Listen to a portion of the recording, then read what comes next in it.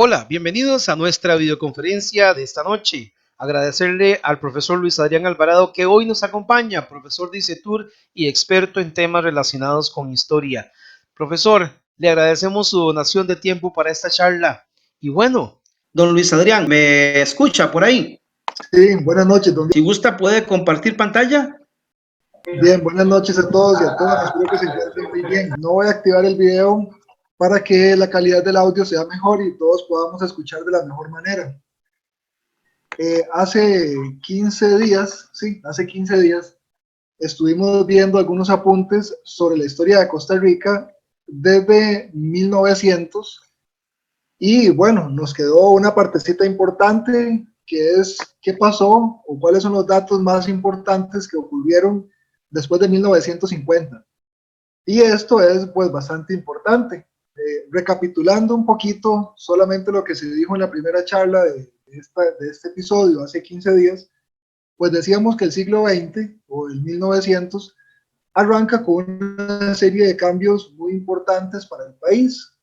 Trae ya una clase económica fortalecida en el Valle Central y en otras áreas del país, la importante bonanza del café, que si bien con sus altos y bajos había traído muchísimos cambios económicos, políticos, culturales al país, estaba también incorporada la producción de banano en forma de plantación en el Caribe, y eso también había puesto a Costa Rica dentro de otras, a Costa Rica y a todo el Caribe en realidad, dentro de otra perspectiva, desde una visión un poco más cuidadosa por parte de los Estados Unidos. Y pues ahí figura Minor Kid, que es quien tenemos ahí en una fotito a la derecha con la esposa, que era costarricense, doña María Cristina. Entonces, Minor Kid, pues habíamos también comentado que fue la persona que trajo o que terminó de construir o que terminó de conectar al Valle Central con el Caribe mediante un ferrocarril, y que ese ferrocarril fue uno de los más caros que se habían construido en el continente, pero bueno, se logró. En esta ocasión vamos a recapitular un poquitito los episodios que ocurrieron entre 1940 y 1948, porque si bien lo vimos hace unos 15 días, es importante para encadenar los cambios que se dieron después de 1950. Entonces, solamente a modo de capitulación, podemos ver eh, que para 1940, permítame para cambiar aquí la plantilla, bien, que para 1940 había una serie de figuras, una serie de personajes muy importantes que empiezan a calar profundamente en la política y en la sociedad costarricense. Es muy interesante esta parte de 1940, porque si ustedes ven las caras de todos esos señores que están en la plantilla, todos eran jóvenes, todos eran personas muy jóvenes. Esta revolución ha sido llamada por algunos historiadores como los cambios de los 40, de los jóvenes de los 40. Eh, Manuel Mora funda el Partido Comunista muy joven, tenía 20 años. El presidente Calderón Guardia, bueno, que ahí está un poco más joven, pero él para 1940 tenía 40 años, ya que había nacido en 1900 en San José. Monseñor Sanabria igual, y Jorge Bolio pues de la misma forma, personas muy jóvenes que se involucran en la política. Y empieza a haber en la política también cambios importantes, en tanto ya no solo dependía de esos grandes cafetaleros y empresarios, sino que poco a poco se fueron abriendo pequeñas brechas para que partidos emergentes y de vanguardia pudieran introducirse, así como lo hizo el Partido Comunista, que retoma muchísimo poder cuando apoya la huelga bananera de 1934 en Limón y gana. La Iglesia, por su parte, siempre ha tenido influencia en nuestro país, y el Partido Reformista de Jorge Bolio fue el primer partido alternativo que le dio a la población una nueva forma de entender la política y empezó a introducir medidas interesantes, principalmente con los trabajadores y los campesinos. Entonces, bueno, en ese contexto de 1940, Costa Rica sufre una serie de cambios muy, muy importantes. Los habíamos trabajado un poco hace unos 15 días, pero lo repasamos brevemente. Son 4. Cuando Calderón llega a la presidencia, por eso ahí lo vemos firmando los documentos para la creación de la UCR y de la Caja. Entonces, cuando Calderón llega a la presidencia en 1940 y tiene que enfrentarse con una dinámica política y económica muy fuerte, debido a que Estados Unidos y el resto del mundo también, países europeos, las potencias, estaban peleando en la Segunda Guerra Mundial, necesitan hacer cambios que asegure su triunfo político en el país. Por eso es que crean todas estas personas que estaban aquí atrás, unidas, aunque no eran amigos, pero estaban políticamente unidos, crean 4 grandes instituciones.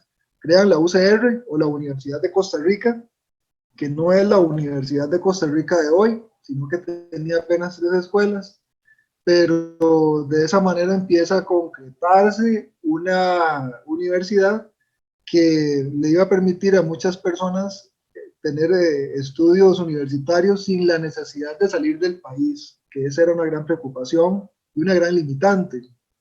Crean la Caja o la CCSS, y la Caja pues también viene a representar actualmente una institución muy, muy importante, y en aquel entonces, si bien es cierto, no funcionaba tal cual lo hace hoy, empezó poco a poco a transmitir beneficios a la población, principalmente en las políticas de salud preventiva.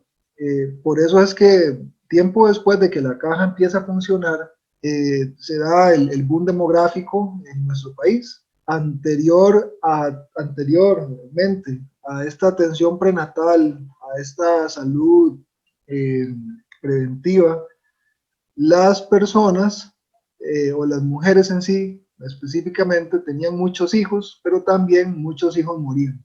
Entonces, de 15 o 20 hijos, tal vez 7 llegaban a la edad adulta, entiendas en este contexto, mayores a 15 años. Después de que la Caja interviene, la población sigue teniendo el mismo comportamiento reproductivo, pero más cantidad de personas van a llegar a la adultez. Y de esa forma es como en 1956 Costa Rica llega a tener 1 millón de habitantes, hasta esa fecha. Luego también crearon el Código de Trabajo y las garantías sociales. Estos últimos 2 van directamente a beneficiar a la población trabajadora, quienes anterior al Código de Trabajo y las garantías sociales no tenían de alguna forma muchos mecanismos para hacer valer sus derechos. Y si de alguna forma se introducen en Costa Rica principios que ya otros países habían actualizado, pero aquí todavía no. Entonces los trabajadores empiezan a tener o a contar con una serie de derechos que les van a permitir mejorar su calidad de vida. Todo esto, sin embargo, a costa de varias otras cosas, pero vamos a irlas viendo más adelante. Entonces, los años 40 traen cambios importantes. En el resto del mundo había una gran guerra, la Segunda Guerra Mundial, ya se había pasado por la primera, en estos momentos estábamos en la Segunda Guerra Mundial, que había iniciado en 1939. Entonces, para 1940, la guerra mundial llevaba ya algunos meses, que es justamente cuando Calderón toma la presidencia y empieza a hacer toda esta serie de cambios. Esto no se entendía muy bien porque todos los países que estaban en esta encrucijada económica y política de acuerdo con la guerra, en vez de invertir en gasto social, lo que hacían era contraer sus economías y reducir al máximo los gastos. Costa Rica hizo todo lo contrario. Y esto fue una jugada política muy importante de Calderón y de su partido.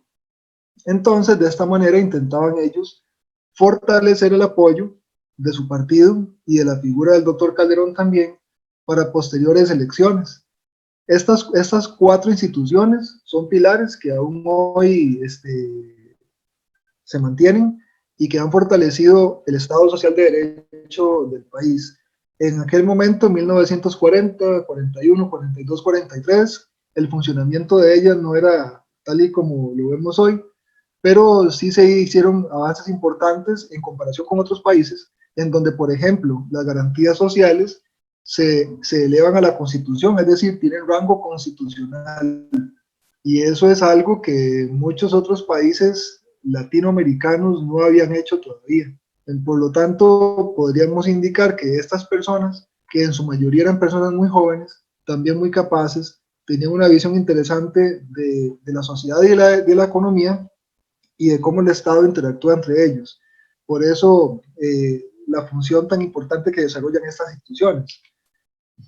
Sin embargo, también habíamos repasado un poquito el hecho de que todas estas reformas de 1940 necesitaban salir del recurso económico del Estado, pero como el Estado estaba en crisis a partir, más bien a la luz de la Segunda Guerra Mundial, entonces lo que hizo el presidente Calderón en este momento fue atacar a un grupo económico al cual él no pertenecía, y eran los industriales. Por eso ahí tenemos tres preguntas. ¿A qué grupo económico afectó la caja? A los industriales. Industriales son todas aquellas personas que tienen panaderías, que tienen una sastrería, que tienen algún tipo de industria o algún tipo de manufactura. Esas personas que contratan a otros como empleados iban a tener que pagar las cuotas de la caja, iban a tener que asumir lo que el Código de Trabajo establecía, que son jornadas más cortas, salarios más nutridos para la población trabajadora. Y además de eso, se asumía que las personas trabajadoras ahora tenían una serie de derechos que antes no, por ejemplo, ir a huelga, formar sindicatos, entre otras cosas.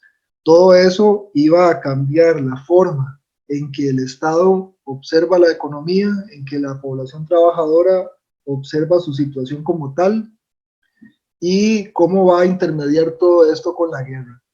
Eh, Costa Rica exportaba, pero el principal producto de exportación era el café. Y el café siempre cuando hay crisis mundiales cae de precio. Entonces, cuando el café cae de precio, el gobierno también pierde recursos. Y eso es muy importante porque si el café no genera recursos, o al menos los recursos adecuados, la clase dominante, en este caso, digamos, cafetalera, iba a atacar fuertemente a la clase industrial para poder construir un proyecto que iba a beneficiarlos a ellos, no a los industriales. Por eso es que muchos industriales se ponen en contra de la reforma, no porque la reforma fuera mala, o no porque todo eso estuviera mal, sino porque ellos consideraban, aquí tenemos a dos industriales importantes en este periodo, León Cortés y José María Figueres Ferrer, ellos consideraban que la reforma necesitaba una reestructuración, es decir, financiarse de otra manera, porque era una reforma que en aquel entonces se proyectaba como injusta, en donde un sector de la economía iba a asumir todo el peso de la reforma misma, que iba a favorecer únicamente a otro sector de la economía o a otro sector político, que eran los cafetaleros y bueno, los aliados a Calderón y a su partido. Por eso es que los años 40 son tan importantes, porque permiten entretejer en Costa Rica, en el marco de una crisis económica y política mundial. Costa Rica también asume cambios pequeños, pero también los asume. Tiene que reencontrarse, tiene que reestructurarse en todo este nuevo orden que se está perfilando en el mundo. León Cortés era un industrial, también fue presidente de Costa Rica en 1936, y León Cortés era el principal opositor a la reforma social de 1940 que había creado Calderón, los comunistas, la iglesia y el Partido Reformista. León Cortés era un creyente de que el Estado debía intervenir, pero no de esa manera, y formó amigos interesantes como José María Figueres Ferrer. Figueres, o José María Figueres, era una persona que llegó bueno, que llega, su familia llega a Costa Rica desde España. Por ejemplo, sus antepasados incluso habían sufrido persecuciones napoleónicas y todo eso. O sea, era una familia que tenía un pasado interesante. Llegan a Costa Rica, el papá de Figueres era médico, pero no lo dejan quedarse en el Valle Central, entonces lo envían para San Ramón. Y Figueres nace aquí, nace en San Ramón, nace en Costa Rica, nace en San Ramón. Y luego sus estudios secundarios los termina en San José y después se va a estudiar a Estados Unidos, aunque nunca lo termina. Pero lo interesante es que aquí se van perfilando dos figuras distintas, que más adelante vamos a verlas enfrentadas, y que son Calderón, un doctor nacido en cuna de oro, que estudió en Europa, por ejemplo, y Figueres, que más bien viene de una familia un poco austera, que adquiere conocimientos, que se prepara, pero que tiene una forma de entender la política y la economía muy distinta a la de a lo de la clase alta de nuestro país, a esos capitaleros importantes. Bien, el año de 1944 es bastante importante. Aquí la política empieza a tomar un giro interesantísimo.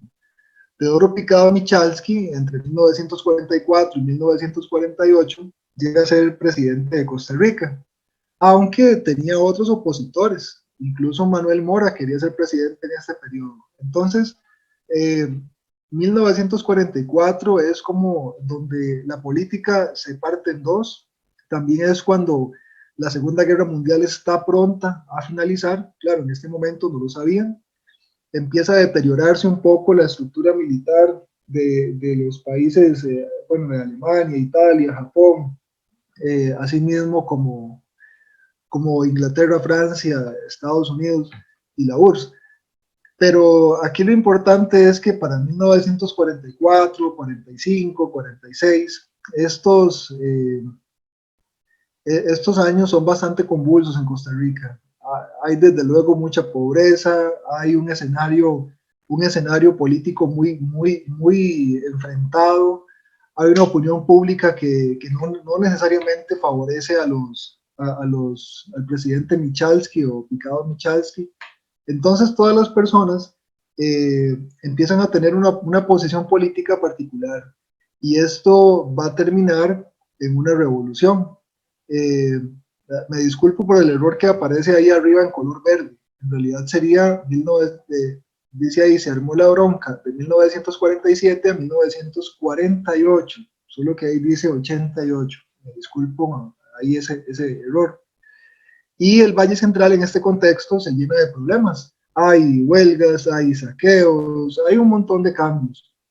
Entonces, incluso el presidente Michalski enfrenta una opinión pública opositora, una gobernabilidad bastante complicada. El Congreso, o los diputados con los cuales trabaja Michalski o Picado Michalski para esta época, están divididos también. Y todo eso es el preludio a lo que viene para 1948. Igual, los periodos electorales en este momento no se alteran, siguen siendo los mismos. De 1940 a 1944 estaba Calderón, de 1944 al 48 estaba Teodoro Picado Michalski y de 1948 a 1952 venía otro proceso, otro periodo. Y aquí es específicamente donde habíamos quedado la clase, perdón, la charla anterior, porque se enfrenta el doctor Calderón, una gran figura dentro del país, con Otilio Late Blanco, que era más bien de la clase, se podría decir clase trabajadora, era una persona sacado de un contexto humilde. Y ellos dos son los principales candidatos presidenciales para 1948.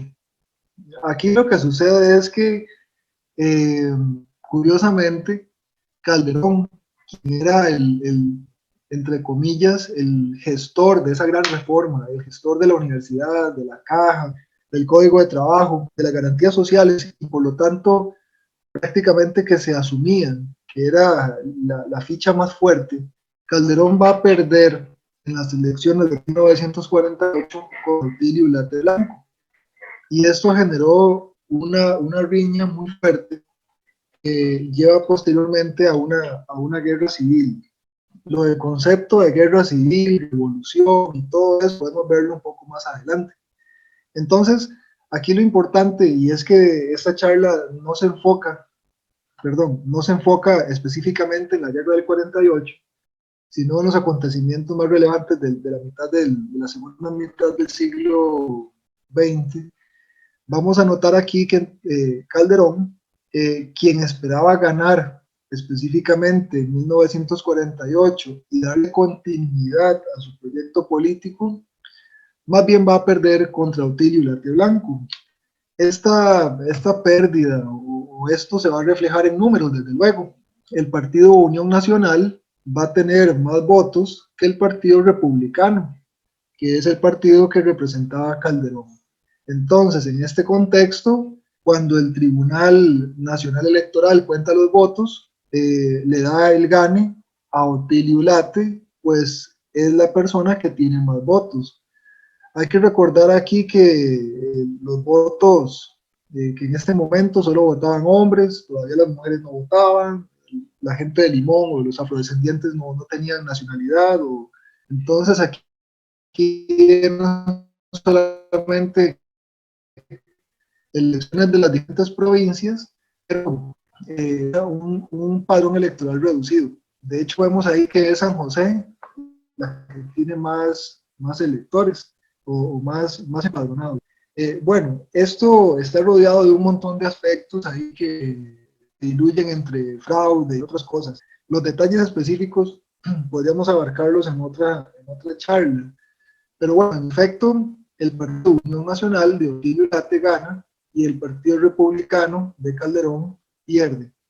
Y es que en este caso, republicanos igual a calderonistas empiezan a hacer un tipo de berrinche político, un tipo de polvazal, un tipo de enredo que va a llegar incluso hasta la Asamblea Legislativa de aquel entonces, en donde los diputados de la Asamblea, que habían, bueno, desde luego de diferentes partidos, van a eliminar las elecciones de 1948. Esto es bastante interesante porque asumimos aquí el poder, la influencia que tiene ese partido republicano, la figura del mismo doctor Calderón y toda su familia, y la forma en que se trabaja esto. Indiscutiblemente, en ambos partidos hubo fraude, en ambos partidos hubo muchos procesos que no quedan del todo claros. Ambos partidos hicieron lo posible por obstaculizar a su oponente, por ejemplo, perder cédulas, atemorizar a la población, encerrar personas, bueno, un montón de cosas. Pero a pesar de todo, en este caso gana el Partido Unión Nacional y es, en teoría, Otilio Ulate quien debe asumir la presidencia, pero para el 3 de marzo, los diputados deciden frenar por completo esa elección y declararla nula. Con esta anulación de las elecciones de 1948 es cuando arranca la revolución. Digamos revolución o guerra civil. Yo creo que el término más adecuado sería guerra civil. Y esta guerra civil va a arrancar en marzo de 1948. Igual esta pequeña charla no se va a enfocar en la guerra como tal, sino en los acontecimientos más relevantes de la misma. Esta guerra va a tener como líder principal a Figueres, y es entonces aquí cuando generalmente se entiende que el 48 o que los actos del 48 van a estar mediados por un montón de personas, pero con dos líderes específicos. Por el bando revolucionario está Figueres y por el bando nacional, digamos, o bajo la perspectiva nacional va a estar Calderón. Sin embargo, Calderón no era presidente de Costa Rica. El presidente que aún conservaba el poder era Teodoro Picado Michalski. En ese sentido, Figueres arranca una revolución que él justifica desde la defensa de la democracia del pueblo costarricense, porque según sus apreciaciones, la influencia del Partido Republicano había permeado de manera corrupta la Asamblea, y la Asamblea, en un favoritismo marcado, había disuelto, había eliminado las elecciones de 1948, en las cuales había ganado legítimamente Cotillo Ulate. Esa era la consigna de Figueres, hacer una revolución armada o hacer una intervención armada en defensa de la democracia. Sin embargo, para todos es ya sabido que Figueres tenía un montón de intereses que no necesariamente respondían a la preservación de la democracia como tal. Sí. Bien. Algunas fotos interesantes, ahí vemos la casa de Manuel Mora, cuando había estallado una bomba en la casa de él, también el carro de Manuel Mora, cuando una bomba lo destruyó. Estas fotografías ayudan a entender el contexto de la guerra y de todo lo que pasó incluso antes, donde se querían en efecto matar a las personas. Las figuras políticas más sobresalientes o más importantes debían ser eliminadas por sus opositores de forma física. Era realmente un contexto bastante complejo. Bien, la guerra transcurre más o menos un poco más de un mes. Inicia el 12 de marzo y termina el 19 de abril de 1948. Y termina con este video en donde ahí se pueden observar a Figueres, al padre Benjamín Núñez, y también se puede observar a Manuel Mora. Es un video desde luego grabado mucho tiempo después de que se diera la revolución. Pero este famoso pacto de Ochomogo va a poner fin al conflicto armado de 1948. El gobierno se da por perdido y quedan entonces peleando Figueres o el Ejército Revolucionario de Figueres, que luego se convirtió en un partido, actual Partido Liberación Nacional, y el Partido Comunista, porque el Partido Comunista también tuvo intervenciones armadas. Ellos dos fueron los únicos dos frentes que siguieron peleando una vez que el gobierno se retira. Y por esa razón es que Manuel Mora llama a Figueres para conversar y proponerle un fin al fuego, en donde Manuel Mora se compromete a sacar las armas y a hacer que el Partido Comunista dejara de pelear, siempre y cuando Figueres, una vez que tomara el control, no eliminara la caja ni las garantías sociales, porque la caja era un aspecto fundamental que Manuel Mora creía necesario para este país, y si bien él no fue quien la creó, no fue quien la desarrolló, cuando se vio la caja en peligro de desaparecer, el Partido Comunista trabajó muchísimo para que la salud pública continuara en este país. Por eso la razón del pacto de Ochomogo. Y aquí se pueden ver a Figueres, que tiene un casco, es un casco de Lice, y Manuel Mora, que tiene los lentes negros. Quien está en el centro es el padre Benjamín Núñez. El padre Benjamín Núñez era el capellán del Ejército Revolucionario de Costa Rica. Aquella noche de 1948, ahí se reunieron 4 personas. Lo que pasa es que cuando este video se grabó, ya la cuarta persona que los acompañó había fallecido. La cuarta persona era Carlos Luis Fañas. Entonces ahí se reunieron 4 personas en paz, sin armas y con la única intención de dialogar. Figueres entonces acepta el trato de no quitar la caja, ni el código de trabajo, ni nada de eso, perdón, la caja ni las garantías sociales, y los comunistas ponen al suelo sus armas. De esa forma se podría decir que la guerra civil de 1948 termina el 19 de abril, cuando se firma el pacto de Ochomogo. Se llama así porque se reunieron ahí en un cerro de Ochomogo, yendo para Cartago.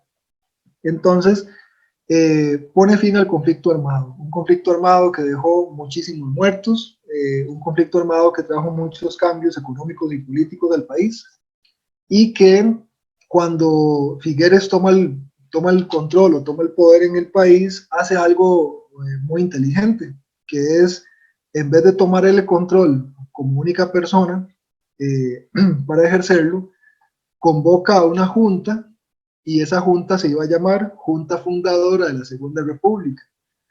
Por eso es que el tema de la revolución en Costa Rica es tan interesante. Es una revolución armada que, cuando llega a su fin y uno de los dos bandos toma el control, el poder no se ejerce de forma autoritaria, sino más bien se llama a una serie de intelectuales. En realidad ninguno era militar, más bien una serie de intelectuales, para poder, entre comillas, construir una nueva Costa Rica. Por eso se llama Junta Fundadora de la Segunda República. Y como ustedes pueden ver ahí en la foto también, había muchas personas jóvenes. Eso sí, Figueres iba a ser el presidente de la Junta que gobernaba el país. Y esta Junta iba a tener un dominio total. Es decir, esta Junta para este momento, la única forma o el único grupo que gobernaba era la Junta Fundadora. No existían diputados. Ellos emitían decretos de forma directa. Por eso hicieron tantísimos cambios. ¿Cuáles fueron esos cambios?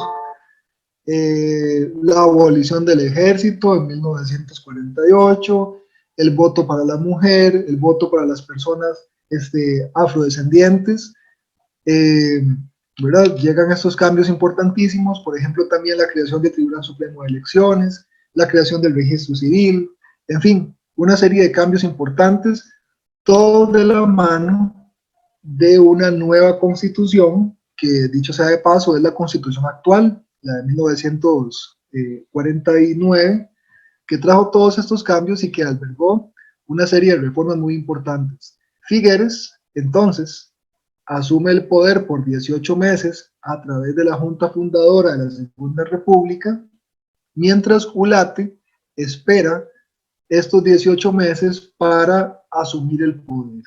Entonces, Figueres firma un pacto con Ulate donde le dice, bueno, ocupo 18 meses para poder acomodar a Costa Rica, y después de ese tiempo transcurrido, el poder es de Otilio Ulate, quien en teoría fue la persona ganadora de 1948. Don Diego, aquí ya vamos a hacer un cambio hacia el Estado gestor de 1950. No sé si abrimos un espacio de preguntas o de comentarios antes de arrancar esta nueva etapa. Perfecto, hablamos un plazo de unos 5 o 10 minutos de preguntas, si es que las tenemos. Al igual que siempre, por favor, levantando la mano virtual para que aparezcan las preguntas allí. Y si existe la posibilidad, pues el profesor desde luego va a responder preguntas. Tengo una pregunta acá en el chat de YouTube. Preguntan cuál fue el papel de Carmen Lira, profesor, mientras que llegan las preguntas del chat en vivo de acá, de la conferencia de Zoom. Adelante. Claro, claro. Bueno, Carmen Lira era una muchacha, una activista, ahí en San José incluso se puede ver el lugar donde ella nació y todo eso. Se vincula con estas nuevas líneas del Partido Comunista. Ella sí es una figura interesante. Después de que Julio Acosta llega al poder en 1920, Carmen Lira y otras personas jóvenes en aquel entonces tienen la posibilidad de convertirse en nuevos intelectuales, estudiando en Europa y toda la cosa. Sin embargo, Carmen Lira asume una posición muy distinta a la de otros de su época, no solo porque era mujer, sino también porque se inclina. Y bueno, podríamos decir que en este contexto, la posición o la figura de Carmen Lira genera muchísimo peso, porque ella era una docente que tenía también mucha capacidad de convocatoria, una muy buena elocuencia, y en este caso estaba en contra de Figueres, estaba del lado de Calderón en contra de Figueres. Entonces, en este caso, al ser Carmen Lira comunista y a estar el Partido Comunista aliado con el gobierno de Calderón, pues Carmen Lira jugaba o trabajaba, digamos, en las líneas del comunismo y por lo tanto también en contra de Figueres. Sí, bueno, creo que esa puede ser una aproximación al papel de Carmen Lira. Sin embargo, el personaje de Carmen Lira es sumamente interesante, ¿verdad?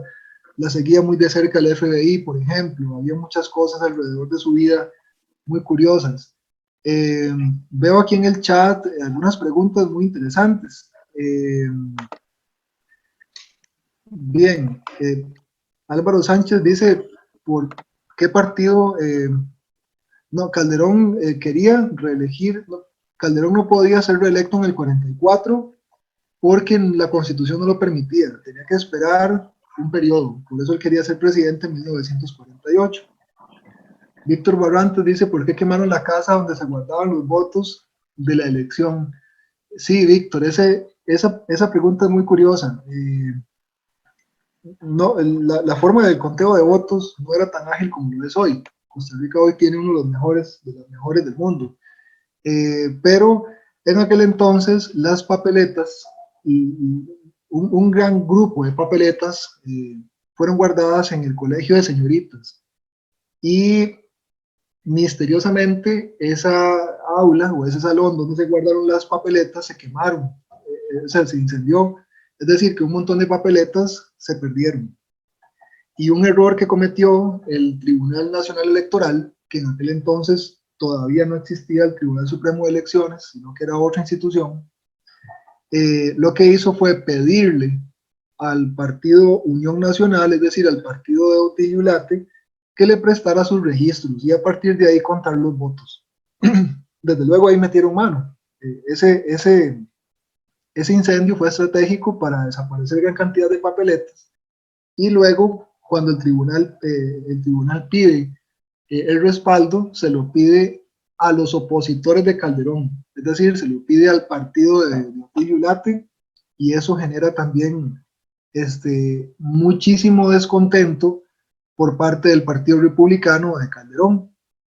Hay otra pregunta de Álvaro Sánchez, y si después de los 18 meses Ulate asume el poder. Sí, en efecto, Otilio Ulate después de esos 18 meses asume el poder y después de Otilio Ulate va a llegar Figueres a la presidencia, pero en esta segunda ocasión, bueno, más bien en esta primera ocasión, Figueres va a llegar mediante elección popular y toda la cosa.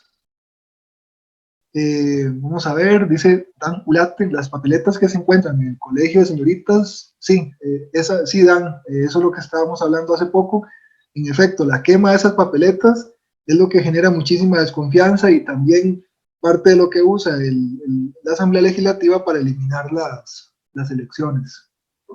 Bien. Vamos a ver, Contreras me pregunta si Carmen Lira se inclinó hacia el Partido Comunista, ella era comunista.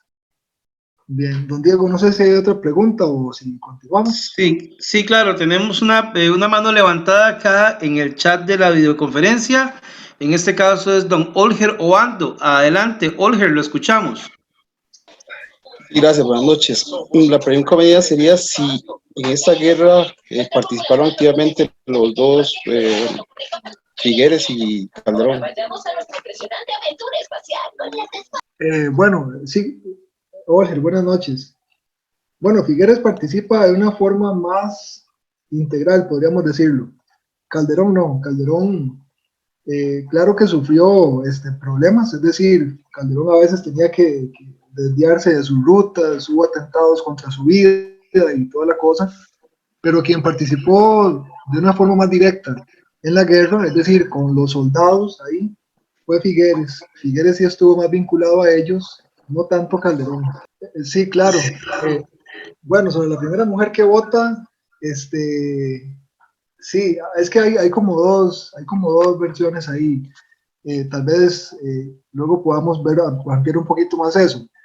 Está la primera mujer que vota en efecto en Costa Rica, que lo hace por un plebiscito, en ver si la tigra pertenece a San Carlos o a San Ramón, y luego está la mujer que vota por primera vez para una elección presidencial, que sería la de 1953. Entonces, sí hay una primera mujer que vota, probablemente quienes hayan estado ahí en el parque de, de la Fortuna ya han visto la plaquita, ahí se conmemora un poco ese asunto, pero hay dos, la que vota primeramente en un proceso electoral, pero es un plebiscito, y la que vota primeramente por un presidente. Son dos personas diferentes. Yo voy a ver si aquí en el chat se los voy a poner ahorita para que quede un poco más claro. Bien, Luis Adrián, en ese caso, evacua las dudas del chat de YouTube, de acá de la videoconferencia. Pues sigamos entonces, adelante. Claro, muchas gracias, don Diego. Bueno, solamente para responder la pregunta de Víctor Barrantes, que dice qué papel jugó la embajada americana. Bueno, en este caso, Estados Unidos jugaba un papel intenso. Estados Unidos tenía una política muy interesante sobre Centroamérica. Lo que sucede es que Estados Unidos estaba amarrado, por decirlo de alguna forma, por sus propios errores. Ya había cometido errores graves en Centroamérica en otros momentos. Por ejemplo, en las dictaduras que hubo en Guatemala, o los procesos que se dieron en Nicaragua en 1930. Entonces, era muy peligroso para los Estados Unidos meterse en Costa Rica en un contexto como este, donde recién se salía la Segunda Guerra Mundial y iniciaba la Guerra Fría. Por eso es que se jugaba con otras fichas. Pero desde luego, de hecho, la abolición del ejército que hace Figueres es no solo un amor a la paz y a la cultura civilista, sino que es una cuestión también inteligente porque a Figueres Estados Unidos quería matarlo, era una persona peligrosa, nadie sabía qué iba a hacer, Figueres era una persona impredecible. Entonces, eliminar el ejército era, bueno, por un lado, sacar el ejército de Costa Rica, que ya de por sí era muy malo, y si lo dejaba vivo, habían dos cosas. En el ejército había muchos comunistas que podían atentar contra su vida y contra sus intereses políticos, y también dejar el ejército vivo era dejar la puerta abierta para que Nicaragua invadiera Costa Rica en algún momento, y por eso prefiere eliminarlo por completo. Eliminar el ejército y dejar a Costa Rica sin ejército implicaba alejar a Nicaragua, implicaba alejar a Estados Unidos también, y dejar a lo interno del país una forma un poco más tranquila para poder gobernar y hacer otro tipo de maniobras. Eso podemos verlo también incluso más adelante. Bueno, en 1950 arranca para Costa Rica lo que es conocido como el Estado gestor. Se puede llamar Estado gestor, Estado empresario, Estado gendarme, hay muchas formas de verlo. Esos conceptos nacen a partir de una institución que crea Estados Unidos y que tiene una sede en Chile que se llama la CEPAL. Y la CEPAL, que se llama Comisión Económica para América Latina, lo que busca es que los países latinoamericanos empiecen a producir de una forma diferente a la que venían haciendo en la primera mitad del siglo XX. Por eso en Costa Rica arrancan una serie de cambios importantes que no es Figueres propiamente quien los promueve, sino que es una dinámica regional. Entonces, la foto del Big Mac que vemos ahí, la introducción o la necesidad de llamar inversión extranjera. Aparece un carrito de la General Motors, ese carrito era el modelo Amigo, que se ensambló en Costa Rica. Aparecen los zapatos, que la gente, bueno, se les dice Figueres, en realidad tienen otro nombre, pero así se les conoce. Esos zapatos, junto con otro montón de artículos, fueron producidos aquí. Zapatos, la industria química, por ejemplo, jabones Irex, las galletas, por ejemplo, que todavía hay por ahí. Esta foto del arroz con pollo ejemplifica la producción industrial de varias cosas. En Costa Rica no había producción industrial de pollo, entonces comer pollo y consumir huevos era verdaderamente caro hasta que esto se industrializa. La producción de arroz también fue muy importante, se capitaliza, ¿verdad? El agro, y eso lleva a que muchas personas incurran en negocios agrícolas, pero a un nivel no de subsistencia, sino a un nivel capitalista, enriquecerse a partir de la producción agraria. Lo mismo pasa luego con los frijoles y otras cosas. Como clase trabajadora, pero al mismo tiempo empobrecida, Claro, sí. solo podía comer carne de segunda categoría, y ese tipo de carne era un tipo de carne como la que producía Costa Rica, y por eso es que las hamburguesas y todo esto después de este periodo. Entonces mucha producción iba para, mucha carne de Costa Rica se generó para embutidos. Bueno, el Estado gestor trae para nuestro país un montón de cambios. Trae el ICE, que es fundamental. Ahí vemos a Figueres con un casco y con una camisa del ICE. Figueres en realidad no quería mucho al ICE, pero posteriormente, de la mano de Daniel Dengo, logran desarrollarlo como un proyecto para darle seguridad energética al país. El ICE entonces se convierte como en el niño preciado de Figueres para esta época, y también aparece CODESA. CODESA o Corporación de Desarrollo implicaba una serie de empresas que iban a estar vinculadas al Estado de capital mixto, es decir, mitad el Estado, mitad el empresario, o podía variar el porcentaje, pero eso implicaba también un montón de cambios económicos. El Estado iba a favorecer la producción y también iba a proteger de alguna manera a quienes producían. Por esa razón se crea también el CNP, o conocido como el Consejo Nacional de Producción. Todavía existe, pero todavía no, hoy en día no funciona tal como lo hacía antes. Se crea el Instituto Costarricense de Turismo, se crea el IMAS, aparecen otras universidades como la UNA, el TEC.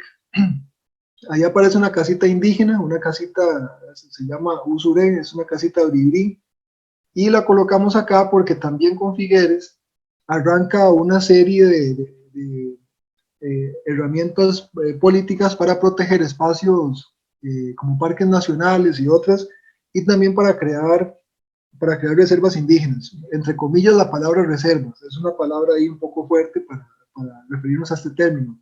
Pero bueno, en este caso, lo que Figueres trata de hacer es organizar el territorio y las partes más productivas, en efecto, ponerlas a producir.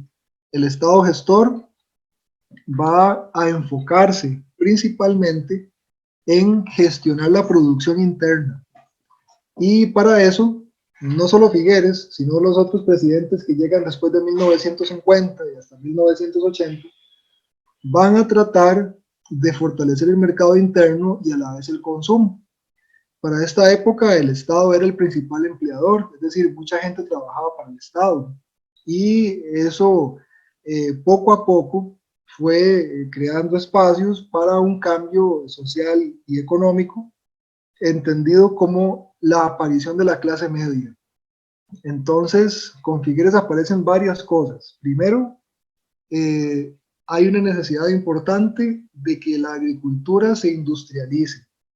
Por eso es que también parte de los cambios de la revolución, o perdón, de la guerra civil de 1948 fue la nacionalización de los bancos. Esto era muy importante porque de ahí salía el capital para financiar otros proyectos. La producción de comida a nivel interno se iba a gestionar mediante el CNP, que iba a comprar los productos de los agricultores, pero al mismo tiempo les iba a dar agroquímicos, palas, insumos y otra serie de cosas para que puedan producir. Al mismo tiempo, después de 1950, Costa Rica en cuestión de 10 años pasa de 7 colegios a casi 30, llega a tener casi 100 escuelas. Entonces hay una serie de cambios económicos, políticos, culturales que la sociedad costarricense experimenta después de 1950. Todo esto va a ir de la mano con una serie de un paquete de creación de instituciones muy fuertes, y una gran cantidad de empresas que empiezan a nacer en este contexto. Todos estos 30 años, de 1950 a 1980, podría entenderse como un periodo de crecimiento económico, un periodo de bonanza, pero no necesariamente siempre fue así. Costa Rica también enfrentaba muchos problemas. No éramos un país como Chile, no éramos un país como Ecuador o Bolivia. Entonces, el programa que se quería desarrollar en nuestro país no podía ser exactamente igual al de otros países latinos porque nosotros no teníamos recursos minerales. Y en este contexto productivo, enfocado en la exportación, el recurso mineral es muy importante. Costa Rica no lo tenía. Costa Rica solo producía para el mercado interno, y el mercado interno de nuestro país era muy pequeño. Tampoco podíamos exportar a otros países centroamericanos porque no era un mercado grande ni competitivo. Tampoco podíamos enviar productos a México porque porque México estaba adelantado a nosotros y menos a los Estados Unidos. Entonces, para esta época, más o menos en los 60, 70, perdón, apareció un logo que probablemente un eslogan, perdón, que probablemente muchos recuerden, y era: compre y use lo que el Estado produce. Eso significa que Costa Rica era un país caro porque los productos que se producían aquí llegaban al mercado nacional muy caros, pero el gobierno, el Estado, que era este Estado gestor, se preocupaba por darle a la población empleo, educación, salud y vivienda gratis.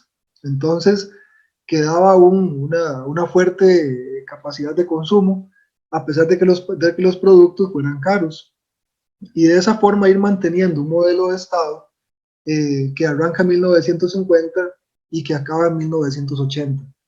El Estado gestor se debilita después de 1978, porque el petróleo para la década de 1970 asume un papel fundamental en la producción industrial a nivel mundial y en la movilización de personas y de mercancías. Y es en este momento cuando los países que fueron afectados en 1920 con la destrucción del Imperio Otomano, con la repartición que hicieron los ganadores de la Primera Guerra Mundial en Medio Oriente para dejarse el petróleo, esos países quieren un tipo de revancha, por decirlo de alguna forma, y la OPEP, o la Organización de Países Productores de Petróleo, lanza amenazas.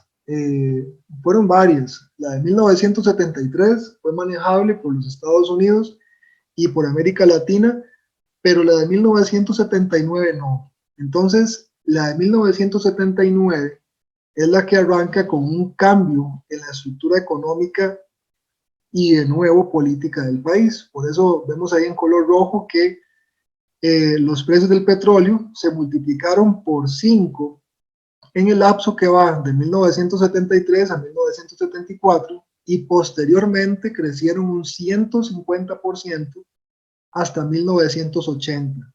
Eso quiere decir que el costo del petróleo a nivel internacional crece desproporcionadamente, y nosotros, en nuestro pequeño país y en nuestra pequeña burbuja que producía únicamente para un mercado pequeñito y local, vemos cómo esa burbuja explota, y le explota al presidente Carazo.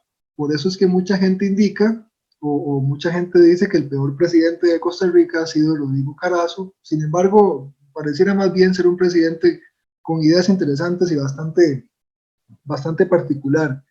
Entonces, desde 1950 hasta 1980 se vive el Estado gestor, y específicamente en 1979, con la crisis del petróleo, el Estado gestor entra en crisis y evidencia una serie de problemas que nunca habían salido a la luz, debido a que toda la economía nacional e internacional se mantenían en calma, por decirlo de alguna forma. Esta crisis va a tener consecuencias fuertísimas para nuestro país. Por ejemplo, vamos a ver este pequeño párrafo acá, donde dice que la evolución de la pobreza en Centroamérica en el primer lustro significa cada 5 años, el primer lustro de la década de 1980, pasó de aproximadamente a 60%. 14 millones de personas pobres pasan a 18 millones, y la pobreza extrema pasa del 40% al 50%. Eso quiere decir que las cifras con los cambios sociales en la región para este periodo son alarmantes. Ya de por sí no eran buenos, y ahora se agravan muchísimo más. Para 1990, las cifras de pobreza rondan el 68% de la población, y las de pobreza extrema el 46%, que en cifras absolutas representan 20 millones de personas pobres y 14 millones de personas en extrema pobreza. Entonces, en efecto, esto es muy serio, porque la crisis golpea a todos los países, pero a países como Costa Rica o los países centroamericanos que tienen recursos no tan valiosos para el mercado internacional, o más bien que son valiosos, pero en este caso, por ejemplo, el café, no es un recurso tan necesario, la crisis golpea muchísimo más fuerte, generando ese tipo de consecuencias, ¿verdad? Muchísima pobreza. Esto específicamente para Costa Rica, y esto lo ha estudiado muy bien el sociólogo Jorge Rovira, dice que el salario promedio real mensual de la población ocupada asalariada pasó de 1.441 colones, esto para marzo de 1979, a 858 colones en noviembre del 82. Esto quiere decir que en un año, más o menos, un poco más de un año, el salario real cae muchísimo, y esto afecta la situación, o afecta la pobreza, afecta la situación social de los pobladores de Costa Rica. Luego dice también que con la crisis, y esto es bastante importante por el impacto que genera, la crisis mundial llevó a que el tipo de cambio se diera muchísimo. Pasó de 8.6 colones por cada dólar en 1980 a 60 colones por cada dólar en 1982. Entonces, para una economía dependiente de los mercados extranjeros, como lo era y lo sigue siendo Costa Rica, el tipo de cambio siempre va a ser un factor muy importante que va a determinar la capacidad de consumo, el bienestar y otros aspectos de la población como tal. Aquí vemos una foto de un estanco. No sé si todos recordarán un estanco, pero el estanco era como un tipo de pulpería del gobierno, donde, bueno, para Costa Rica había más de 104 estancos, o 104 pulperías del Estado, donde llegaban productos de producción nacional. Es decir, el estanco era el destino final de los productos que se sembraban en Costa Rica. Una vez que eran procesados, una vez que eran molidos, una vez que pasaban por silos y procesos de selección, los productos de la agricultura nacional llegaban a los estancos, donde la gente podía ir a comprar diferentes cosas: arroz, harina, maíz, bueno, abarrotes como tal. También vendían botas de hule, algún tipo de ropa, sombreros, varias cosas. Los estancos fueron durante muchísimo tiempo, en muchas partes del país, el espacio donde la población podía comprar alimentos básicos de una forma accesible. Pero cuando llega la crisis de los 80, los estancos también empiezan a tener afectaciones y se empiezan a hacer filas enormes en estas pulperías o en estos lugares para que la población acceda a una libra de sal, a 2 libras de arroz, a manteca, por ejemplo, que se consumía en aquel entonces, y esto desespera a la población. Entonces los años 80 no solo están marcadas por el desempleo, por la pobreza, sino también porque la gente ve que no solo sus recursos se ven limitados, sino que el mismo Estado pierde autonomía para proteger la seguridad alimentaria de la población. Igualmente, todo esto figura en un escenario político muy fuerte, pero en efecto también los 80 fueron el fin de los estancos. Poco a poco van desapareciendo y aparecen supermercados privados. Toda esta situación que estaba viviendo Costa Rica no puede estudiarse ajena al proceso centroamericano. Es decir, Centroamérica para 1980 estalla en diferentes guerras, diferentes revoluciones o guerras civiles. Costa Rica no lo hace, pero Nicaragua, Guatemala, un poquito Honduras y El Salvador sí lo hacen, desde luego. El Frente Sandinista estaba en Nicaragua desarrollando un proceso de intervención militar fuertísimo contra el mismo Estado nicaragüense. En El Salvador estaba el Farabundo Martí para la liberación nacional, también luchando, gente del pueblo que se enlistaba en el Farabundo o se enlistaba en el Frente Sandinista para luchar contra el Estado. Igual pasaba en Guatemala con la Unión Revolucionaria de Guatemala, pero Costa Rica no. Algunos sociólogos han indicado que Costa Rica tiene ventajas en este contexto porque toda la institucionalidad que se creó en nuestro país desde 1940 y hasta 1980, es decir, la caja, las garantías sociales, la formación de la clase media, que fue importantísimo en este periodo de 1950 hasta 1980, todo eso generó un tipo de colchón, un tipo de resorte, un amortiguador que le permitió al Estado costarricense y a la población no radicalizarse, como sí ocurrió en Nicaragua o en El Salvador, donde la crisis del petróleo y todo lo que ocurría a nivel internacional termina o se refleja en una guerra del pueblo contra el gobierno. Dicho sea de paso, la situación política de cada país también es muy diversa. Bueno, en este caso, Costa Rica tenía que jugar entonces con la crisis del petróleo a nivel mundial, el empobrecimiento de la población, la devaluación de la moneda, la desestructuración del Estado gestor y sumado a eso la situación política tensa que se vivió en Centroamérica a partir de 1980, en donde, bueno, esto fue brutal. Estas guerras centroamericanas fueron fuertísimas, marcaron espacios sumamente crueles que luego se logran más o menos solucionar. Costa Rica para los 80s era un espacio muy interesante. Estados Unidos presionaba a Costa Rica para dejarla crear una base militar en San Carlos, otras zonas también de Guanacaste. Nicaragua presionaba a Costa Rica también para que fuera su aliado. En fin, Costa Rica jugó un papel ahí muy curioso en donde decía una cosa y hacía otra, y de esa forma se fue ahí más o menos librando de ese asunto internacional. Desde luego, el contexto internacional, como lo podemos ver aquí en esta caricatura, donde están Estados Unidos y la URSS disputándose territorios, con esa guerra ideológica que arrancaron después de los 50, también afectaba a nuestro país.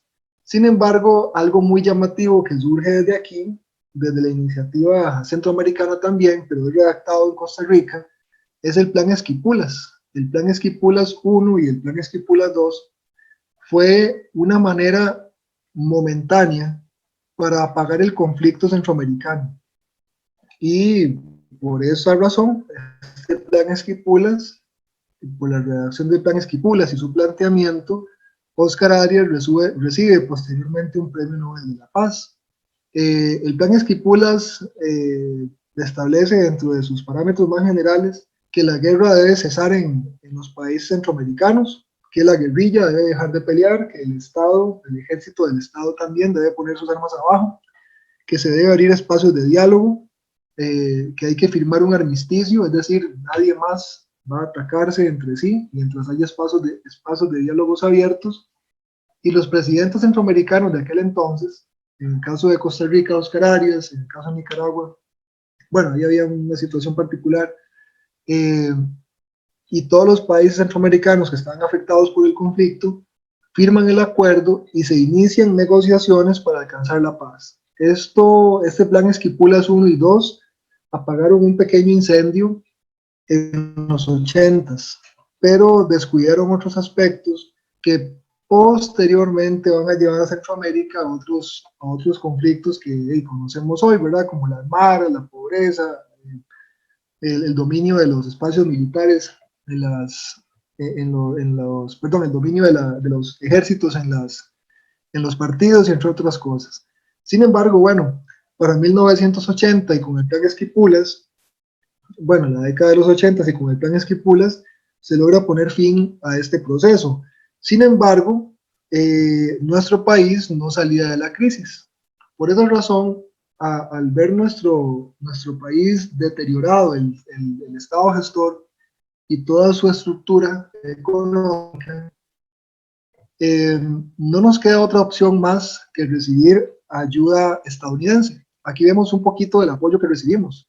352 millones de dólares como renegociación de la deuda. Eso es parte de lo que nosotros debíamos y Estados Unidos nos condena parte de esta deuda.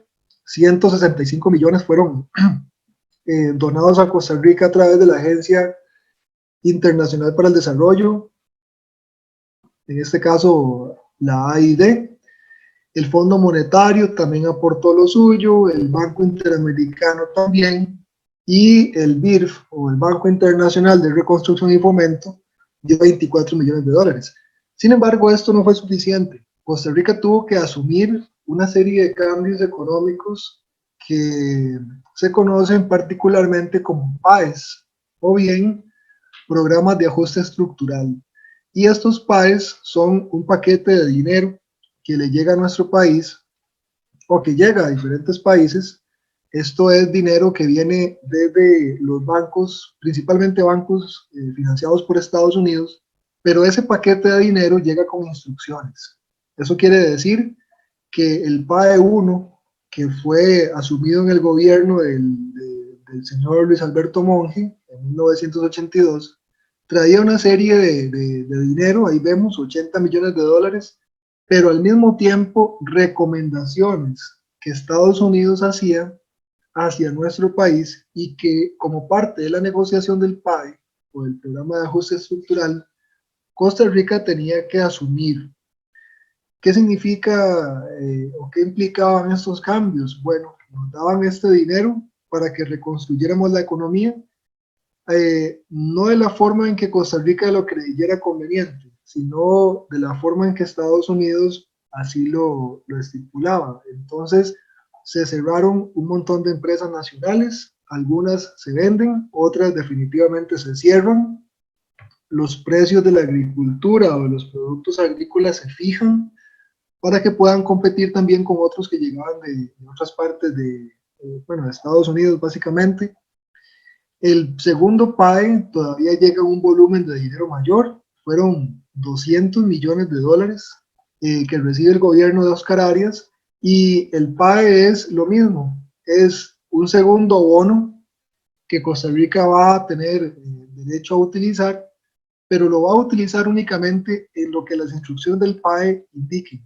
Y estos PAEs generalmente se enfocaban principalmente en fortalecer o crear carreteras, en fortalecer o crear puertos y mejorar los aeropuertos. La parte social, que tanto haya sido afectada en nuestro país con la crisis, no podía ser ayudada con la plata de los PAEs. Es decir, todo este dinero de los PAEs no podía llegar a la caja, no podía llegar a un sistema sanitario, no podía llegar a un sistema de asistencia social, no podía llegar a becas, entre otras cosas. El PAE venía ya destinado tal y como tenía que gastarse. Y el tercer PAE fueron 350 millones de dólares que llegan con el gobierno de Rafael Ángel Calderón Fournier, hijo del doctor Calderón, que vimos anteriormente. Estos PAEs no eran platas regaladas. Estos PAEs, así bien nos decían cómo gastarlo, también teníamos que pagarlo. Esto aumentó muchísimo la deuda externa de nuestro país, principalmente porque el tipo de cambio del dólar con respecto al colón siguió subiendo muchísimo y hasta la fecha. Entonces, esto junto con otros préstamos que el país ha ido sumando, ha llevado la deuda a niveles casi, muy peligrosos. Entonces, aquí inclusive vemos un fragmento de un discurso que dio don Rafael Ángel Calderón Fournier en 1991 y dice así: teníamos que arreglar el problema. Eso significó recortes en el gasto público, un ajuste de tarifas, medidas muy duras, el aumento del impuesto de ventas al 13%, reducir el número de empleados en el sector público. Para mí fue muy doloroso despedir a 700 personas del ferrocarril. Entonces, aquí en este fragmento se resume lo que esos PAEs específicamente querían, y era pues que el Estado costarricense eliminara la mayor cantidad de gastos, redujera su institucionalidad eso se conoce como reducción del Estado, despidiera muchísimas personas del sector público, cerrara o vendiera empresas. Algunas funcionaban muy bien, otras en efecto no, pero fueron vendidas a un precio muy bajo, asumiendo que no servían cuando en realidad sí. Bien, todos estos cambios que vemos a partir de 1980 se llama desestructuración del Estado gestor, o también se conocen como Estado neoliberal.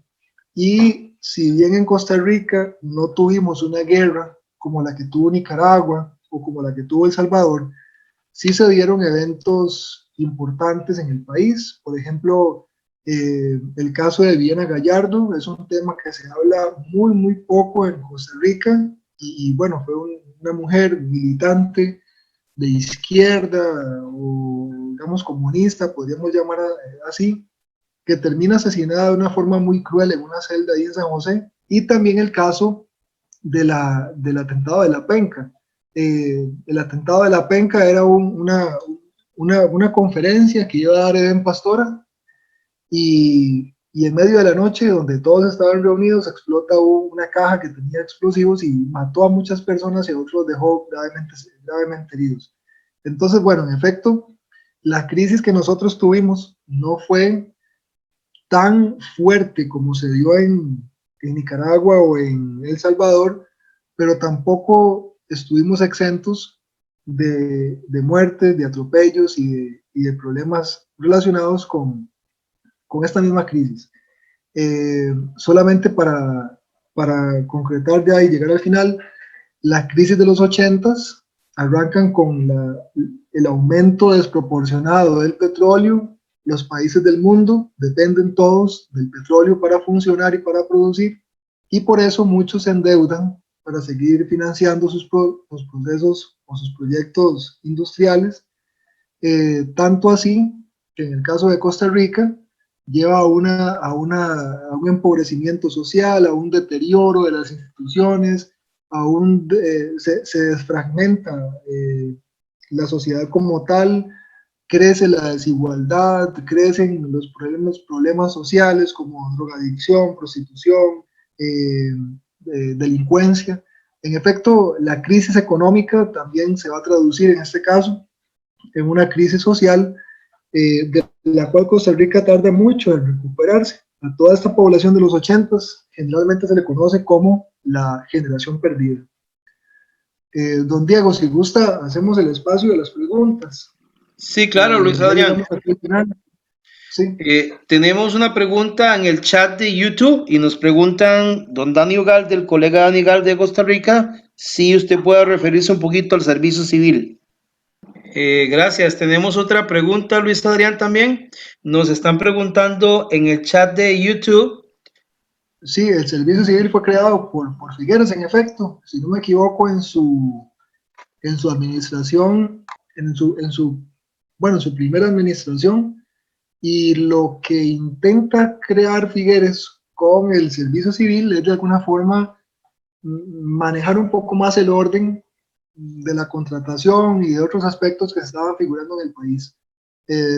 Digamos, en este caso, el servicio civil, junto con otro montón de instituciones, no quiere decir que Figueres haya sido el creador de Costa Rica, sino que hasta estas instituciones el Estado ocupaba o las necesitaba para poder funcionar, para poder extender sus brazos a las diferentes poblaciones. Y también dejó a mucha gente por fuera. Pero bueno, de alguna forma sí, el servicio civil fue una de esas.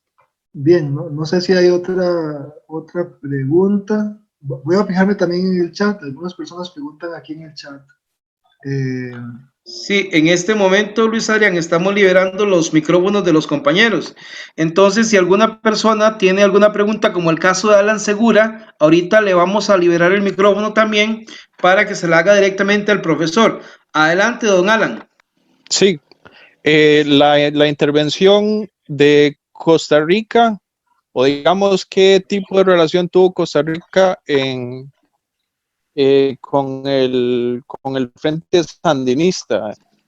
Bien, la relación de Costa Rica con el Frente Sandinista.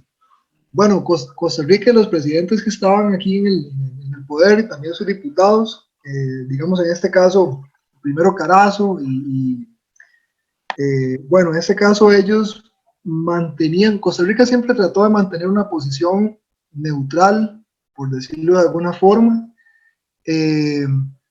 pero es sabido, desde luego, principalmente para quienes son de la zona de San Carlos o estas regiones del Pacífico Norte y fronterizas, que ahí siempre había presencia militar, no solo estadounidense, sino también había incursiones de militares sandinistas. Lo que pasa es que en Nicaragua se forman varios bandos, es decir, primero está el ejército que inicia la ofensiva contra el Frente Sandinista y posteriormente, por intervención de los mismos Estados Unidos y otros países, se crea la Contra. La Contra era un grupo de personas que no pertenecían, o al menos no parecían pertenecer al ejército de Nicaragua, pero que estaban en contra de los sandinistas. Esta contra nicaragüense fue financiada por plata de Estados Unidos, la Marlboro también financió un poco, bueno, varias empresas ahí anduvieron, estuvo feo ese asunto, pero entonces Costa Rica tenía que jugar con varios factores. Primero, con la presión de algunos medios de comunicación nacionales como La Nación, que prácticamente le exigían al país entrar en guerra con Nicaragua. Tenía que jugar con la relación de Costa Rica con Estados Unidos, porque no podía descuidar ese vínculo que había comercial y político, y también tenía que proporcionarle seguridad a la población a través de algunos pactos que hacían con los sandinistas. Este tema es bastante complejo y tal vez difícil de explicar en una sesión o de abarcar en una sesión, pero los presidentes que asumen el poder, en este caso, bueno, Carazo y luego Monge, tienen que manejar un discurso doble, tienen que manejar un discurso para lo interno del país, tienen que manejar un discurso para las negociaciones con Nicaragua y un discurso para los Estados Unidos. Solamente como ejemplo, si alguna vez han visitado este avión que está en Quepos y que es un restaurante o que es creo que también hay un hotel ahí, ese avión es el ejemplo más claro de que los Estados Unidos metieron una pata. Cuando se descubre el plan Irak-Contra, que es cuando el gobierno de Estados Unidos se desmantela y se descubre que estaba financiando la Contra en Nicaragua, es decir, le estaba pagando a personas para que pelearan contra personas del mismo pueblo, deciden dejar todo botado y ese avión es uno de esos que dejan ahí, que luego transportan hasta allá. Entonces, sobre el caso específico de cómo negocia Costa Rica, podríamos decir que tenía 2 o incluso 3 discursos. Uno para lo interno del país, otro para Nicaragua y otro para Estados Unidos. Don Heiner Azofeifa, usted tenía preguntas desde el sur. Don Heiner, adelante. Muchas gracias, don Luis. Y don Luis Adrián, un gran abrazo desde el sur. Está muy interesantísima todo lo que nos ha regalado en esta noche, ¿verdad? A mí me queda una cierta situacioncilla ahí con la posición de José Figueres Ferrer. Bueno, desconozco o no recuerdo, legalmente no recuerdo si José Figueres Ferrer había sido presidente antes del conflicto, del mencionado conflicto en el que estamos. Lo que quiero saber es por qué se metió Figueres ahí en ese momento. ¿Por qué se metió Figueres en ese momento cuando fue ese problema que hubo en Costa Rica, ¿verdad? Entonces, no sé si tal vez me di a entender, don Luis y don Diego, muchísimas gracias, un gran saludo desde el sur. Sí, gracias, claro, don Heiner. Muchas gracias por la pregunta, saludos. Bueno, Figueres tiene varios motivos. En 1942, siendo presidente de Costa Rica por primera vez, Rafael Ángel Calderón Guardia, Figueres es exiliado, es decir, se convierte en un personaje no grato para la política nacional y para el Estado, y por eso lo exilian. lo mandan para Guatemala y luego se va para México y luego anda por Estados Unidos. Entonces Figueres, digamos que tiene por ahí ya una rencilla. Figueres quería llegar a la política de Costa Rica, pero lo que pasa es que llegar a la política en ese contexto de 1942 era muy complicado si usted no tenía amigos fuertes que lo ayudaran a llegar ahí. En 1942 también Figueres se lanza como candidato para ser diputado y nadie vota por él. Entonces ahí se da cuenta que democráticamente no va a llegar nunca a la política del país. Por eso es que cuando lo exilian, él propone en otros países y a otras personas que la unión de la Iglesia, el Partido Comunista y el gobierno se estaba vislumbrando en una dictadura comunista. Y el comunismo, de alguna forma, después de la Segunda Guerra Mundial, no se veía muy bien. Por eso es que recibe mucho apoyo. Y al mismo tiempo, la defensa de la democracia y todo ese asunto que él manejaba, le permitió hacer una pequeña revolución o una pequeña guerra civil. Pero en realidad Figueres se vincula en la guerra, o su necesidad de iniciar un levantamiento armado era para alcanzar también él el poder político. Solamente que él no podía iniciar una guerra así nomás. Tenía que esperar el momento justo, el momento adecuado, y el momento adecuado fue cuando le quitan a Otilio Ulate, quien era amigo de Figueres, la posibilidad de llegar al poder. Entonces, Figueres quería poner a Otilio Ulate como presidente para, de alguna forma, mejorar la relación que tenía el Estado con los industriales y con estos sectores que habían sido golpeados económicamente, y como no lo logran, Figueres realiza el movimiento armado como, bueno, justificando la defensa de la democracia, entre otros aspectos. Pero bueno, su principal interés era político, desde luego. Luis Adrián, tenemos otra pregunta por acá en el chat de la videoconferencia. Pregunta don Víctor Barrantes desde Tortuguero, que si usted recuerda hasta qué año se terminaba de liquidar a las empresas de la corporación Codesa. Ah, bien, sí, sí. Bueno, Codesa eran un montón de empresas, eran como 40.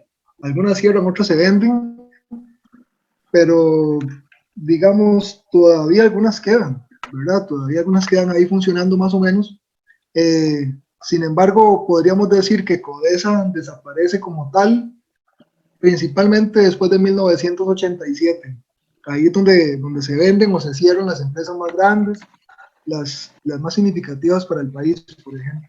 Podríamos decir que es 1987, o básicamente también cuando llega el gobierno de Óscar Arias, el primer gobierno de Óscar Arias en 1986, ahí hay un serio deterioro al Estado gestor. Una gran cantidad de políticas vienen que implican en su mayoría vender empresas estatales. Por eso es que un año después, cuando se cierran las empresas, cuando se venden las más grandes, las más jugosas, y cuando podríamos decir, se reabre o se le da una segunda apertura a la banca privada, ahí también tenemos un cambio significativo en la producción y en la economía. Entonces, podríamos decir que en 1987. Nos vamos a la pregunta de don Isaac Castillo. Él pregunta si usted puede hablarle un poquito del Estado neoliberal. Ah, sí, claro que sí. Bueno, ya veo aquí que don Andrés respondió que es PAE. Bueno, sí. En realidad son 3 PAEs. Sí, el primer PAE de 80 millones de dólares fue con Luis Alberto Monge, el segundo PAE fue con Óscar Arias y el tercer PAE fue en los 90s con Rafael Ángel Calderón Fournier. Entonces, realmente se negocian 3 PAEs. Había un cuarto PAE que tenía que firmarlo Figueres, José María Figueres Olsen, pero no se acordó. Entonces, en efecto, ahí son 3 PAEs que asume Costa Rica, que implican cambios en la economía y una gran deuda. El Estado neoliberal se le llama Estado neoliberal porque después de los años 80 se vuelve o se vuelven los ojos de la economía hacia los principios liberales que habían, digamos que habían sido importantísimos en el desarrollo económico de Estados Unidos y desde luego también de otros países europeos casi un siglo atrás. Pero entonces ahora el Estado neoliberal tiene una nueva visión de la economía. En esta nueva visión de la economía, el Estado como tal no aparece o aparece más bien como una oficina. Se observa más bien que el Estado va a cumplir acciones propiamente administrativas, dejando que el mercado, que la economía, que el mercado en sí mismo se organice solo. Con esto podríamos resumir Estado neoliberal. Neoliberal significa una nueva forma de entender la economía, donde hay una conexión importante a nivel mundial con la globalización, en donde los estados, de acuerdo a su postura, deberían ir perdiendo cada vez más participación dentro de los procesos económicos y dejar que el mercado, dejar que las industrias, el comercio, se regule solo. Eso es lo que podríamos entender como Estado neoliberal, una nueva forma de entender el liberalismo que mucho tiempo atrás planteó David Ricardo, Adam Smith, por ejemplo, donde ellos veían el Estado también necesario. El neoliberalismo lo considera meramente necesario para acciones administrativas, es decir, que no intervenga en la educación, que no intervenga en la salud, que no intervenga en los procesos de contratación laboral, entre otras cosas. Eso podría ser, de forma muy resumida, el Estado neoliberal. Gracias, Luis Adrián. Nos preguntan acá, bueno, vamos primero a la pregunta de don Heiner Azufeifa. Cuando estaba esta situación de los estancos, yo me recuerdo haber hecho filas de 200 metros siendo un niño para comprar alguno de los artículos de la canasta básica en el estanco en Quepos, donde estaba en aquellos tiempos. Yo quiero preguntarle a don Luis Adrián si no lo ve como un atrevimiento de mi parte, porque yo he escuchado, bueno, yo lo viví y lo vivimos los que contamos una edad parecida a la mía, esa situación que fue difícil a la población en general. Pero yo he escuchado dos versiones. Yo escuché una versión de un economista en San José que decía él que la administración del Macho Carazo, como se le decía, fue una de las mejores administraciones del país. Otros, ¿verdad?, lo impugnan y dicen un rotundo, es una locura lo que dice ese señor, porque dicen que fue, bueno, lo que se vivió. Conociendo ya lo que nos acaba de decir don Luis Adrián, ya tenemos una idea panorámica de lo que aconteció en aquella época. No sé si tal vez es un atrevimiento pedirle a don Luis Adrián que nos pueda decir desde su perspectiva cómo lo logra ver, si de acuerdo a lo que decía en una ocasión en San José un economista, que fue una de las mejores administraciones del país. Don Luis Adrián, y agradecerles a ambos, a todos también, y ha sido muy interesante. Muchísimas gracias y buenas noches, bendiciones. Buenas noches. No es ningún atrevimiento, con muchísimo gusto. Bueno, a Carazo podríamos decir que lo rescata la historia. Carazo, así como usted lo menciona, compañero, el Macho Carazo, era una persona que tenía dos factores muy interesantes a su favor.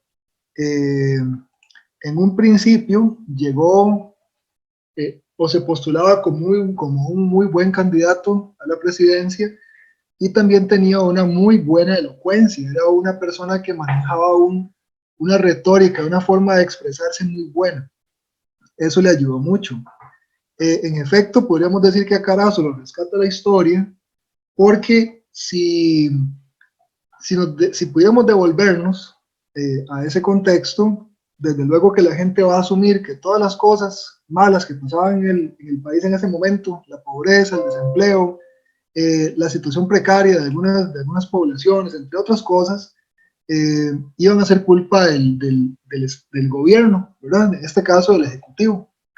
pero no es así. Más bien Carazo se entiende como un presidente muy valiente, que le llevó la contra a los Estados Unidos, que lo presionaba muchísimo para que hiciera lo que ellos quisieran, y también con una habilidad de negociación muy interesante, porque logró mantener a raya a los Estados Unidos, a los sandinistas y al Estado nicaragüense como tal.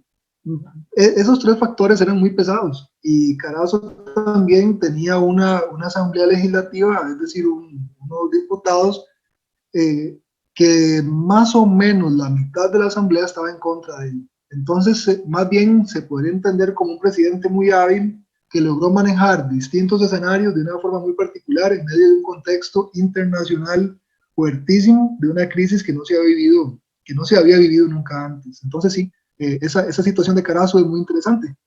Yo consideraría que que fue un presidente que desempeñó muy bien su función en ese contexto tan particular, a pesar de que en efecto, ¿verdad?, algunos lo relacionen con un muy mal presidente debido a la situación que vivía el país. Bien, contesta don Andrés que los PAES 1, 2 y 3 tenían por obligatoriedad que se ejecutara y se firmara el PAE 1, ¿verdad? Es como una forma de agregar la información a esta charla.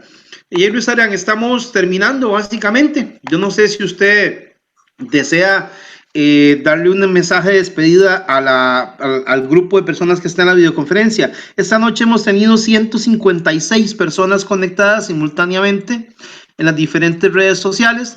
Agradecerles, por supuesto, su presencia, y agradecerle nosotros a don Luis Adrián, que ha donado el tiempo. Recuerden que si ustedes desean contratar en sus agencias de viajes, en sus hoteles, en los lugares donde esto sea propicio al profesor Luis Adrián, lo pueden hacer, por supuesto, a través del teléfono o el correo que él entrega.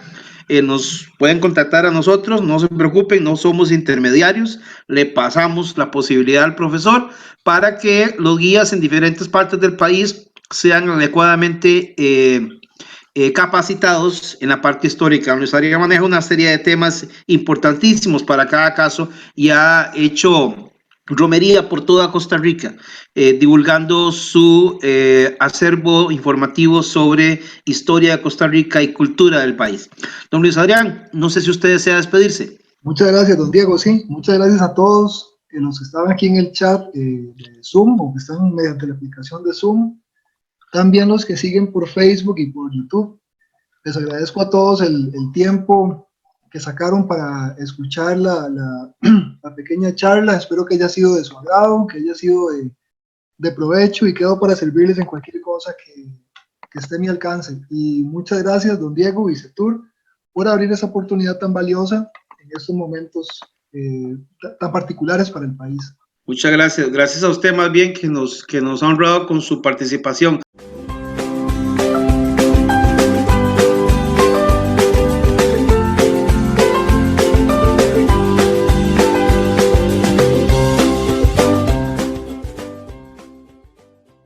Si tiene alguna idea o si puede precisar un poquito acerca de la primera mujer que votó en Costa Rica.